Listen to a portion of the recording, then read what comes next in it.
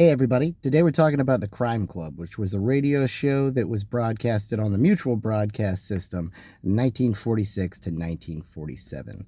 It found its roots in the original publication, The Crime Club, which was an imprint of Doubleday Publishing. So just like writers with ghost names, every once in a while a publisher's just like, hey, we don't want to put out a bunch of crime pulp under our respectable name. So they made the Crime Club and started putting it out on that imprint.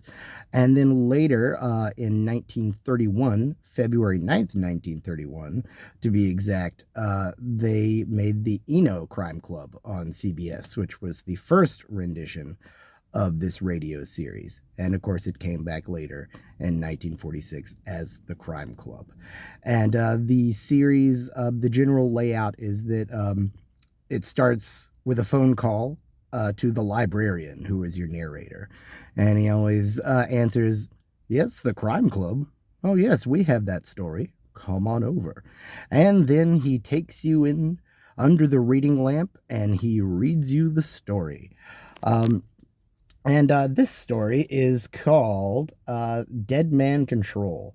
And this one is written by Helen Reilly, who it appears only wrote one other radio show, Mr. Smith's Hat, also for the Crime Club, and nothing else. But as far as the cast goes, Elspeth Erich stars in this one. And we talk about her a lot with her writing for CBS Radio Mystery Theater. She was a super diverse player in radio drama, and she was somebody who started out as an actress and pretty much was playing, gun malls and that sort of thing, like she is in this episode. And when she started working in CBS Radio Mystery Theater, Hyman Brown was very much somebody who would push his actors to do more everything they could. Like, if they had some talent for something, he was like, yo, let's see what we can do with it. And so this is kind of back when she was more just acting, and she does an amazing job. The story is really, it just focuses around a rich man who is shot while going to get a ring from his safe. And the detectives realize that the diamond on the ring in his safe has been switched out for a fake.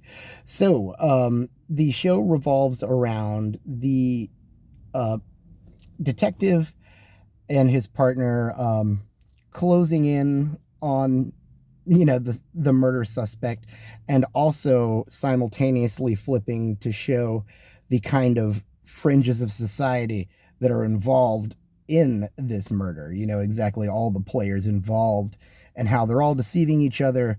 And then of course, you find out at the end who really did it and why. And this is one of those shows where they're half-hour shows, and sometimes I think, oh, well, this is only a half hour, I don't have to pay as much attention. Wrong. You actually have to pay a little bit more attention because it's going by faster. So this is one of those where the devil is really in the details, and you have to pay attention to it. Otherwise, at the end, you'll just be like, well, what the hell was that?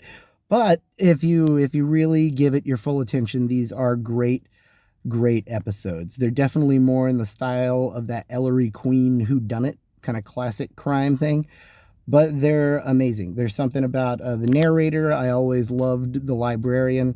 The stories are really cool, and it's a great series to run through, especially if you want to dive deeper down the rabbit hole of finding, older stories that were printed in those old crime magazines and that sort of stuff.